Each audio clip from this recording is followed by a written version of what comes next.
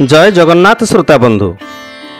पुण्यभूमि भारतवर्ष दारु ब्रह्मरूपी महाविष्णु श्री जगन्नाथंकर नित्य लीला क्षेत्र रूपे श्री पुरुषोत्तम क्षेत्र एक पवित्र प्राचीन तीर्थस्थली भाव प्रसिद्धि लाभ करिआसी। एही पवित्र क्षेत्रर मूल उपास्य विग्रह श्री जगन्नाथ महाप्रभुଙ୍କ उपासना मध्य श्री नीलमाधव श्री पुरुषोत्तम श्री जगन्नाथ नाम अत्यंत प्राचीन समय निरवच्छिन्न भाव में प्रचलित होई आसुछि। प्राचीन पुराण शास्त्रादि कहुଯାଇଛି जे समग्र पृथ्वी रे श्री पुरुषोत्तम सदृश पुण्य क्षेत्र आउ नाही। उत्कल भूखंड रे राष्ट्रदेवता श्री जगन्नाथ महाप्रभु अवस्थिति जोगु एही क्षेत्र एक आध्यात्मिक तीर्थस्थल भावे अखंड भारतवर्ष रे सुपरिचित।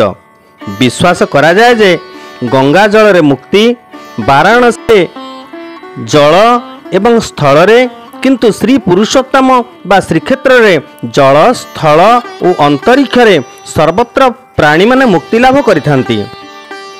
गंगायांच जले मुक्ति और वाराणस्यां जले स्थले चांतरिक्षे मुक्ति श्री पुरुषोत्तमे। स्कंद पुराण रे कहा जायछि जे पृथ्वी आकाश और स्वर्ग रे मध्य मोक्षदायक जो सार्ध त्रिकोटी संख्यक तीर्थ अच्छी सेमानक मध्यरे ए पुरुषोत्तम क्षेत्र साजुज्य मुक्ति प्रदान करिथांती। एठारे समुद्र रे स्नान, दारु ब्रह्म श्री जगन्नाथंकर दर्शन एवं कल्पवृक्ष छाया किंबा क्षेत्र स्वाधिकृत जे कौनसी स्थान रे मृत्यु हेले मुक्ति लाभ होइथाए। एही क्षेत्रर महात्म्य अनंत। क्षेत्रराज महोदधिंक व्यतीत आमे पंचतीर्थर वर्णना को जानिबा एवं एही वीडियो रे आपण माने जो श्वेतगंगा को दर्शन करुछंती श्वेतगंगा तीर्थ, आमे एही तीर्थ विषय रे निश्चय किछि तत्व और तथ्य को अवगाहन करिबा, श्रवण करिबा। तेबे आसंतु श्रुति श्रोता बंधु, दर्शक बंधु, श्रीक्षेत्र रे अवस्थित पंचतीर्थ संपर्क रे ब्रह्म पुराण रे मार्कंडेय सरोवर, कल्पवट, रोहिणेय, महोदधि, इंद्रद्युम्न सरोवर पंचतीर्थ नाम रे परिचित। एपरिकी कौनसी क्षेत्रर पंचतीर्थरे महोदधिर नाम उल्लेख नथिबा बेले केवल श्रीक्षेत्रर पंचतीर्थरे महोदधि स्थान पाइबा संगे संगे साक्षात विष्णुंकर स्वरूप अक्षयवट को कल्पवट कहा जाए। तांकु दर्शन कले सकल पाप नाश होइथाए। सेहीपरि पूर्णचंद्र भाषाकोश रे उल्लेख प्रकार श्रीक्षेत्रस्थ पांचटी पुण्यतीर्थ है मार्कंडेय, श्वेतगंगा, रोहिणीकुंड, महोदधि और इंद्रद्युम्न सरोवर।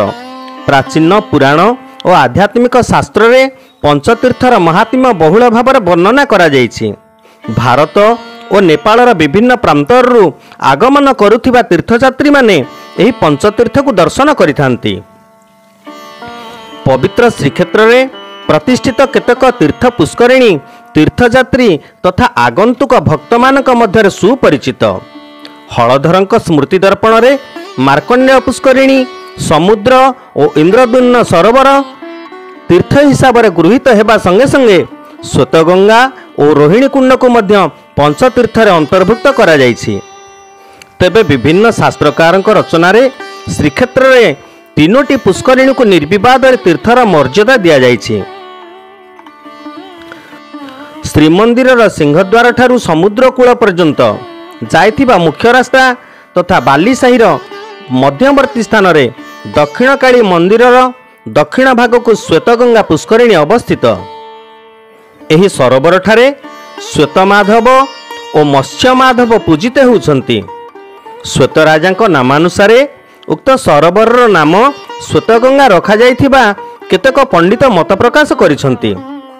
दाढ़्यता भक्ति रसामृत ग्रंथ रे वर्णित श्वेतगंगा पुष्करिणी उपाख्यान अनुଯାयी श्रीक्षेत्र निवासी वरिष्ठ सेवक तलुछ महापात्र एही पुष्करिणी रे स्नान करिबा जोगु गंगा देवी दर्शन और गंगा नदी रे स्नान जोग लाभ करथिले।